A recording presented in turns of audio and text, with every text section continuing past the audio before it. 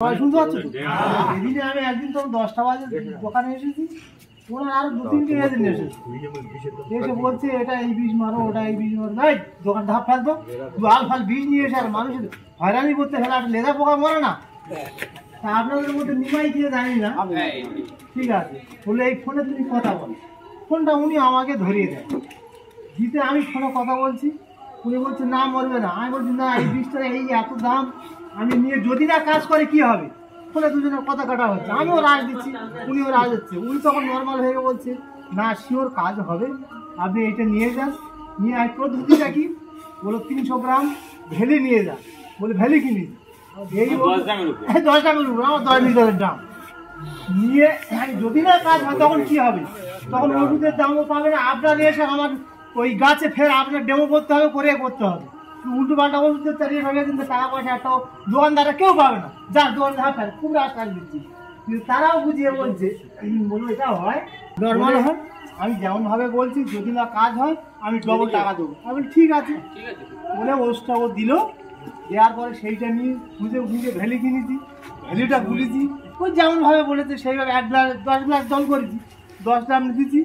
আর ওইটা 5 ml করে দিতে বলেছে, ওটাও গুলে 5টা ভাগ করেছি, মানে 5 গ্লাস জল দিচ্ছি, দিয়ে 1 গ্লাস করে ঢেলে দিয়ে আমার 10 লিটার এটা সেইটা ভালো করে ভিজিয়ে সব জায়গা ভালো করে মেরে দিয়ে ওটা করেছি। বইকাল তখন 4টে বাজে, ও যেমনভাবে বলে দিয়েছে, দিয়ে যখন সেটা মেরে দিলাম, দিয়ে তারপরের দিন বেলার দিকে গিয়ে দেখছি যে পুজুর জায়গাগুলো ঘুরিয়ে ফিরে তো উল্টো ফিরে রয়েছে। আমি মেরেছি বেশ দম ভর করে ভালো করে ভিজিয়ে, গাছ জ্বালায় মেরেছি, হ্যাঁ গাছ জ্বালায় মেরেছি, সেগুলো বেশ ভিজে গিয়ে সব মরে গেছে। আর বড়গুলো তারা শিরশির করতে, আর যেগুলো ফলের মধ্যে ঢুকে আছে তারপরের দিনে আবার ফের ফোন করেছি কি হলো, তখন বলছে ফলের মধ্যে যেটা ঢুকে আছে ওটা মার খাবে না, ডাঁটার মধ্যে যেটা ঢুকে আছে ওটা মার খাবে। তারা বড় হয়ে গেছে, শিয়ানা হয়ে গেছে, মানে ওটা মার খায় না, বাদ বাকি যা ছিল ওরা মরে একদম সব খতম। তা আজকে এই 15 দিন হলো, 15 দিনে আর ও ধারে বাড়ি কেউ আসে না।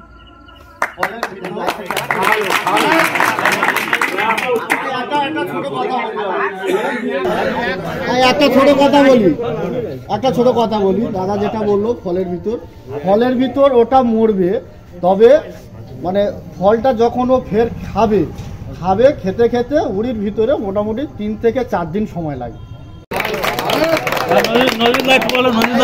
বলে যে আমাকে করে বলতে হবে কিছু না, যেমনটা পেয়েছে তেমনটা বলতে।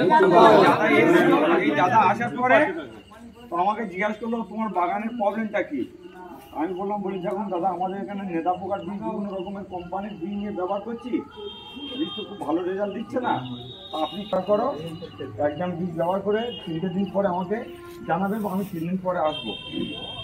উনি 3 দিনের দিন এসেছিল, যদিও তো উচ্ছে গাছ আমি ব্যবহার করেছিলাম, ব্যবহার করা থেকে এই পর্যন্ত দেখছি যে নতুন পোকা আমি আর দেখতেও পাইনি, বা পুরাতন যে নেদা পোকা প্রায় 2 দাগের বেশি অনেকটা পরিমাণ মোটা পোকা, সেই পোকাগুলো আমি আর দেখতে পাইনি।